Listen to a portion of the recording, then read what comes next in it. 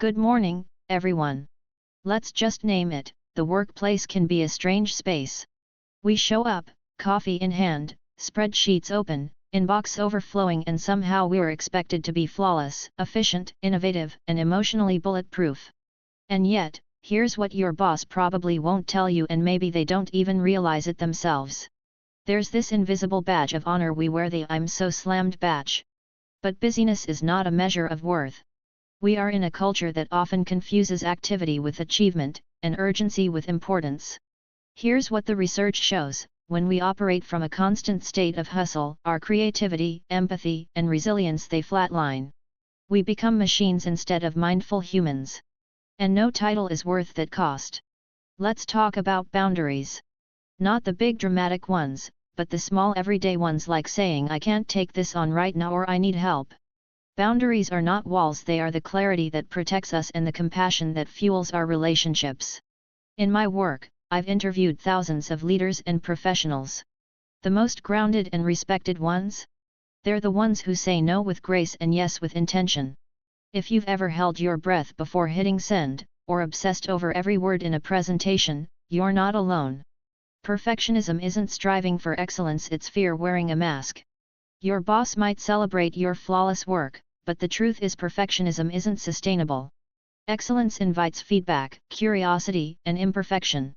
That's where real growth happens. This is the one I wish we all had tattooed on our hearts. You are not your job. You are not your quarterly review. You are not your productivity. You are a human being, not a human doing. We spend so much time chasing promotions, deadlines, and gold stars, and sometimes we forget that we are already worthy of rest, of respect, of being seen.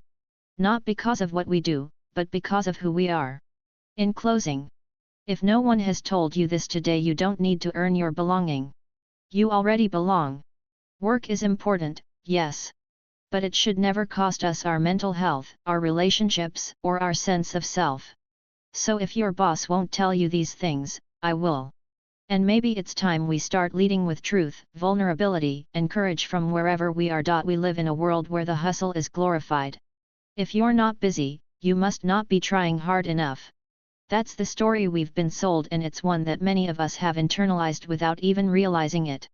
We wear busyness like armor. We brag about back-to-back meetings, overflowing inboxes, late-night emails, and skipped lunches. We tell ourselves that the more we're doing, the more we matter. The more exhausted we are, the more dedicated we must be. Somewhere along the line, "I'm slammed" became a status symbol. And in that narrative, value became confused with volume. But being busy doesn't make you valuable. It makes you occupied. And those are two very different things. The truth is, we often use busyness to avoid something deeper. When I talk with professionals across industries, from CEOs to teachers, from startup founders to frontline workers, I hear the same thing beneath the surface: if I slow down, I might fall behind. If I stop moving, I might have to feel things I don't want to feel. We keep our calendars full, not just because there's work to do, but because empty space scares us. Silence feels unproductive. Rest feels lazy. But that fear isn't rooted in laziness, it's rooted in scarcity. The fear that who we are, on our own, without constant proof of our productivity, might not be enough. It's worth pausing to ask, where did we learn that our worth is tied to our output? Maybe it started early: gold stars for being the fastest reader, praise for doing the most chores, honor rolls, and trophies and pats on the back for never sitting still. Then came work, where performance reviews, KPIs, and endless to-do lists became the metric of whether we're good enough, whether we belong, whether we'll make it. The problem isn't goals. The problem is when we let performance define our value instead of reflect our values. Busyness, unchecked, becomes a numbing strategy. We use it to avoid vulnerability.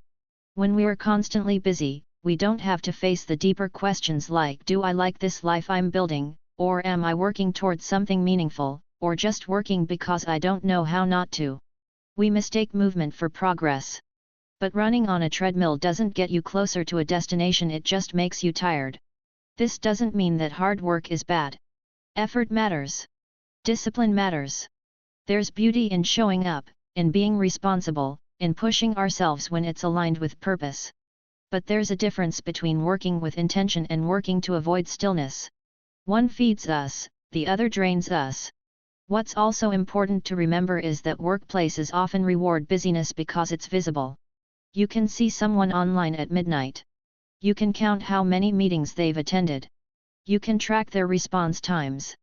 But what you can't always measure and therefore often overlook is impact, creativity, emotional intelligence, leadership through presence. These things don't always show up in dashboards. But they change organizations. They create cultures of trust and innovation. And they cannot thrive in a constant state of urgency. The most impactful people I know aren't always the busiest. They're not running from task to task in a frenzy. They create space. They pause. They reflect. They ask, what actually matters here? They focus on being effective, not just active. And here's the hard truth, sometimes they say no. Not because they don't care, but because they care deeply about doing the right work, the work that aligns with values and vision. And they know that saying yes to everything often means saying no to what matters most. If we want to lead, to grow, to live with courage, we have to be willing to challenge this culture of constant doing. That takes vulnerability. It takes saying, I'm stepping away for rest because I want to show up fully tomorrow. It takes admitting, I don't want to be busy for the sake of appearing important. I want to be intentional, strategic, and well. It takes choosing depth over speed. And it takes letting go of the idea that our value is something we have to constantly earn. Some of the most life-changing conversations I've had in my own career didn't happen during a packed conference call or a rapid-fire meeting. They happened in slow, honest moments. They happened when there was space to think, to breathe, to connect. Busyness can be loud, but it's in the quiet where real insight lives. So, if you find yourself constantly exhausted, constantly stretched thin, constantly feeling like your self-worth depends on checking every box, I want you to hear this: you are not your calendar. You are not your unread emails. You are not the number of hours you log. You are a human being. And your value is intrinsic, not transactional. You're allowed to rest. You're allowed to move slower. You're allowed to be thoughtful instead of reactive. And you're allowed to believe that the most meaningful contribution you bring to your work isn't how busy you are but how present, grounded, and authentic you're willing to be. It's not about doing more. It's about becoming more of who you already are. Saying no is one of the most powerful things we can do, and yet, for so many of us, it feels like a failure. We hesitate. We apologize. We explain ourselves into corners. And if we finally muster the courage to decline something, we carry the weight of guilt like it's the price we have to pay for protecting our time, our energy, or our peace. But here's the truth: saying no is not selfish. It's not rude. It's not ungrateful or lazy or uncooperative. Saying no is a boundary. And boundaries are not just healthy, they're essential for living and leading well. So why do we struggle with it so much? From a young age, many of us are conditioned to be agreeable, to make others comfortable, to earn our place by being helpful, accommodating, and yes, available. We learn that approval is attached to our willingness to say yes. Yes to staying late. Yes to extra responsibilities. Yes to putting our needs second. We don't always realize it, but we begin to associate worth with compliance, and we confuse people-pleasing with kindness. The workplace only reinforces this dynamic. In many environments, the person who says yes the fastest is seen as the most dedicated. The one who volunteers for the extra project, who replies to the late-night email, who's always happy to help, that's who gets labeled as dependable. But what we don't talk about is the cost. Behind that yes might be burnout. Behind that yes might be resentment, or neglect of personal needs, or stretched thin relationships. And over time, too many unspoken no's start to shape a life that doesn't even feel like our own. Here's something not enough bosses say out loud: your boundaries don't make you difficult. They make you sustainable. Saying no is an act of clarity. It means you understand your limits and you honor your capacity. It means you know what your priorities are and you're willing to protect them, not just with words, but with actions. That's not weakness. That's leadership. Because when we say no with intention, we make space for what really matters. We make room for yes to mean something. Saying no also builds trust, even if it doesn't feel that way at first. Think about it, who do you trust more, the person who says yes to everything and is constantly overwhelmed, or the person who is thoughtful about their commitments and follows through consistently? Boundaries create reliability. They teach others how to work with us, how to respect us, and how to understand what's possible. People can't meet our needs if we never share them. And they can't trust our yes if we never use our no. It's also worth saying, you don't owe everyone an explanation. You don't have to defend your no with over-apologies or long justifications. You can be kind and direct at the same time. You can say, I'm not able to take that on right now, or that doesn't align with my current priorities, or even simply, no, thank you. That's enough. Your time and energy are yours. You don't need to over-explain why you're protecting them. Of course, it's not always easy. Guilt has a way of sneaking in. Especially when we care deeply, especially when we want to support others, especially when the pressure to perform or please is real. But guilt isn't always a reliable signal. Sometimes guilt is just a symptom of growth. It's what happens when we start choosing what's right for us instead of what's comfortable for others. And that discomfort? It's temporary. The peace that comes from living in alignment with your values, that's lasting. In my own work, I've seen over and over that the most courageous professionals, the ones who lead with heart and integrity, are the ones who've learned how to say no without shame. They've learned to disappoint people in the short term so they can show up more fully in the long term. They know that doing everything for everyone isn't noble, it's exhausting. And no one does their best work from a place of depletion. What we need in our workplaces, and in our lives, is a shift in culture. We need to move away from glorifying overcommitment and toward honoring authenticity. We need to stop equating saying no with being unhelpful and start recognizing it as an act of self-awareness and respect. Because here's what happens when you start saying no without guilt: you reclaim your energy. You regain your clarity. You begin to make decisions from a place of intention instead of obligation. You stop watering yourself down to keep others comfortable. And in doing so, you give others permission to do the same. Imagine if we all led with that kind of honesty. Imagine teams where people could speak up about their capacity without fear. Imagine relationships where boundaries weren't seen as rejection, but as a path to healthier connection. That's not just possible, it's necessary. And it starts with each of us, one honest no at a time. So the next time you feel that old guilt creeping in, I want you to remember, saying no doesn't make you a bad colleague, or a bad friend, or a bad leader. It makes you a person who knows their worth. It makes you someone who understands that protecting your well-being isn't a betrayal of your responsibilities, it's the foundation for fulfilling them. You don't have to do it all.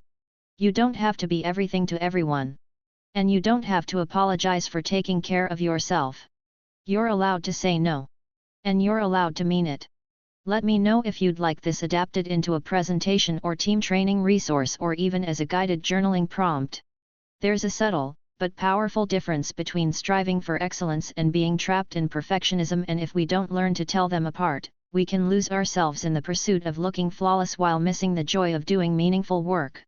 On the surface, perfectionism can look like ambition. It can look like attention to detail, discipline, and high standards. But at its core, perfectionism isn't about healthy striving. It's about fear. It's about the belief that if we just do everything exactly right, we'll avoid shame, judgment, and blame. Perfectionism says, if I look perfect, work perfect, present perfect, live perfect, I can avoid the pain of being criticized or rejected. But what it actually does is create a cage. A quiet, invisible one. It keeps us locked into proving ourselves over and over again, never quite believing we're enough. Excellence, on the other hand, is driven by purpose, passion, and curiosity. It allows room for growth. It invites feedback. It says, I want to do well, and I'm open to learning along the way. Perfectionism says, if I mess up, I am a failure. Excellence says, mistakes are part of mastery. Perfectionism is not a strength. It's a shield. One we carry when we've been taught that worthiness must be earned, that love or belonging is conditional on our performance. It doesn't drive success, it drives stress. It doesn't build resilience, it builds fear.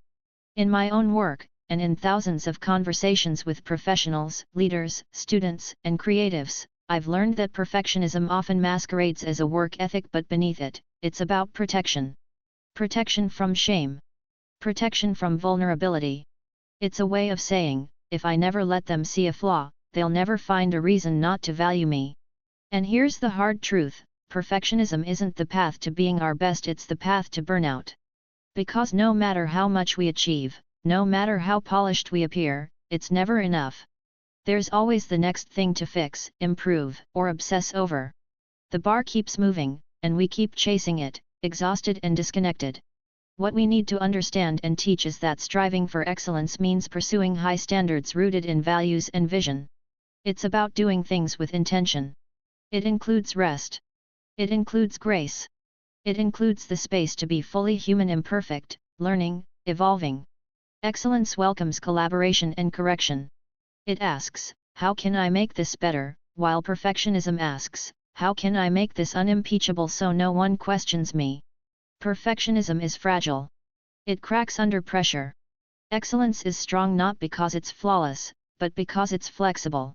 One of the greatest tragedies of perfectionism is that it keeps people from taking risks. It silences voices that have something important to say.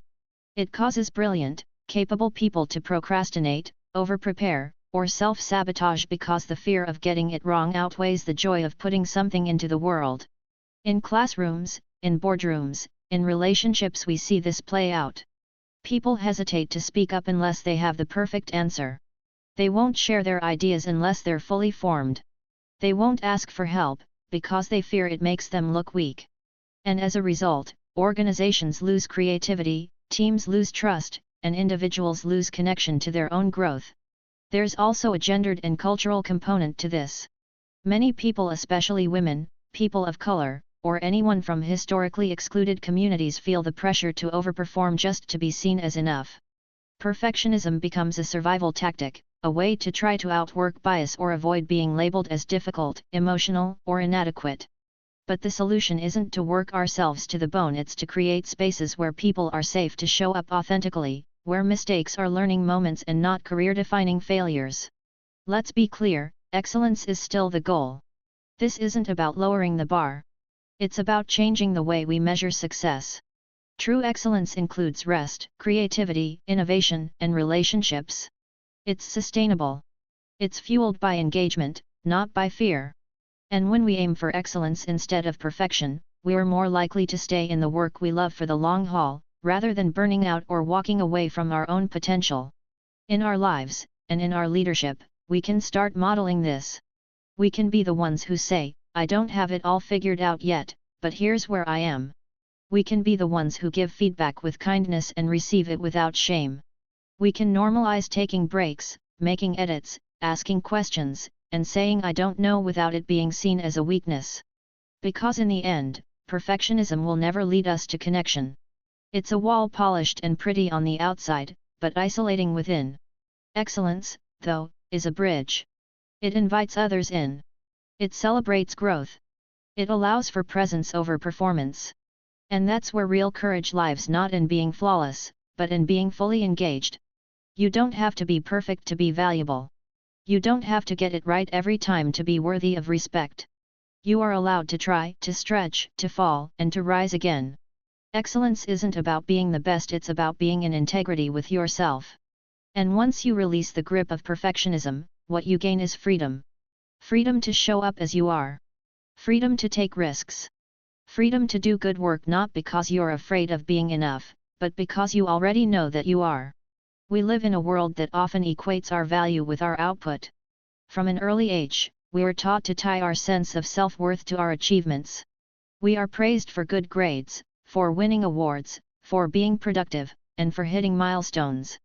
These external markers of success become woven into our identity, and without realizing it, we begin to measure ourselves by how much we accomplish, how much we produce, how well we perform. But here's the hard truth, your worth is not tied to your work. It is not tied to your resume, your job title, your performance review, or how many hours you log in a day. You are valuable simply because you are, not because of what you do. It's easy to fall into the trap of believing that our value is tied to our work. In fact, this belief is embedded in the very fabric of our culture. We live in a society that praises the hustle. We idolize the people who work 80-hour weeks, who juggle multiple projects at once, who achieve great success through sheer effort. And while hard work and dedication are important, we must recognize that they don't define our worth as human beings. Work is something we do. It's not who we are. We've all experienced moments when we've felt proud of something we've accomplished. That feeling of completing a project, hitting a goal, or receiving recognition can be deeply fulfilling. But what happens when those accomplishments are no longer there to define us? What happens when we face failure, rejection, or burnout? If we've built our entire sense of self-worth on our work, these moments can feel like a direct attack on who we are. It's easy to think, if I fail at this project, then I'm a failure as a person. This is the dangerous trap of tying your value to your work. The truth is, your worth cannot be measured by external factors. It's intrinsic. You are worthy because you are human, not because of your achievements, your productivity, or how others perceive you. Your worth doesn't come from the accolades you receive or the boxes you check. It's woven into who you are at your core. It's tied to your capacity for love, for empathy, for connection, for growth.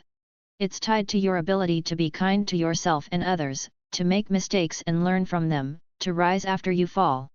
In my work, I often speak to people who have worked tirelessly to achieve success in their careers, only to find that once they reach their goals, they still feel empty. They look around and wonder, is this all there is? This sense of emptiness comes when we tie our value solely to external achievements. We may achieve success, but without a deeper sense of self-worth, that success can feel hollow. One of the most powerful realizations we can have is that our value is not something to be earned. It's already there. You don't need to work harder or achieve more to be worthy of love, respect, or recognition. You are inherently valuable simply by existing. And when we begin to internalize this truth, it's transformative. It frees us from the constant pressure to prove ourselves. It allows us to work with intention, not fear, and to approach our goals with a sense of curiosity, not desperation. The problem with tying our worth to our work is that it can lead to burnout. When we place all our energy into proving ourselves through our work, we run the risk of sacrificing our well-being in the process. We may push ourselves beyond our limits, neglect our relationships, and lose sight of the things that truly matter to us. We may become so consumed with the idea of achieving success that we forget to enjoy the journey. In the process, we lose touch with the very things that make us feel alive: connection, creativity, rest, joy, and meaning. True excellence comes from a place of balance. It's the willingness to show up fully, do your best, and then step back to reflect, recharge, and recalibrate. It's about focusing on the quality of your work, not just the quantity. It's about being in alignment with your values, not just chasing external recognition. It's about the long-term pursuit of growth, not just the short-term validation of success. When we focus on excellence, we give ourselves permission to embrace imperfection. We recognize that we are constantly evolving and learning, and that's where the magic happens. When you tie your worth to your work, you are constantly seeking validation from external sources. This leaves you vulnerable to the opinions of others. But when you recognize that your worth is already inherent, you no longer need the external validation to feel whole. You can show up in your work with confidence and clarity, knowing that your value is not dependent on how others perceive you. You can take risks, make mistakes, and grow without the fear of being judged or criticized. You are free to be imperfect, and in that imperfection, you can find true strength. This shift in mindset also has a profound impact on how we approach our relationships. When we are not consumed with proving ourselves through our work, we have more room to connect with others. We are better able to listen, to be present, to offer our support, and to receive theirs. Our worth is not defined by what we do for others, but by who we are as people. And when we approach our work, our relationships, and our lives from this place of inner knowing, we can create a more compassionate, fulfilling existence. Ultimately, the key to living a meaningful life is recognizing that your worth is not tied to what you do, it's tied to who you are. When you internalize this truth, you can approach your work with a sense of freedom and purpose, knowing that you are valuable simply because you exist. Your worth is not something to be earned or proved, it's something to be embraced. And once you truly understand this, everything else falls into place. Work becomes a means of expression, growth, and contribution, not a measure of your value. And in this space, you can live with a deep sense of fulfillment, knowing that you are enough, just as you are. Feel free to let me know if you need this in a different format, or if you'd like further expansion or adaptation. It sounds like you want to create a message for your channel's audience, expressing gratitude and appreciation. Here's a polished version for you. Hey everyone, thank you so much for watching. It really means a lot to me that you're here and supporting my channel. If you enjoyed the content, don't forget to like and share it with your friends. Your support truly makes a difference, and I appreciate each and every one of you. Thanks again, and I'll see you in the next video.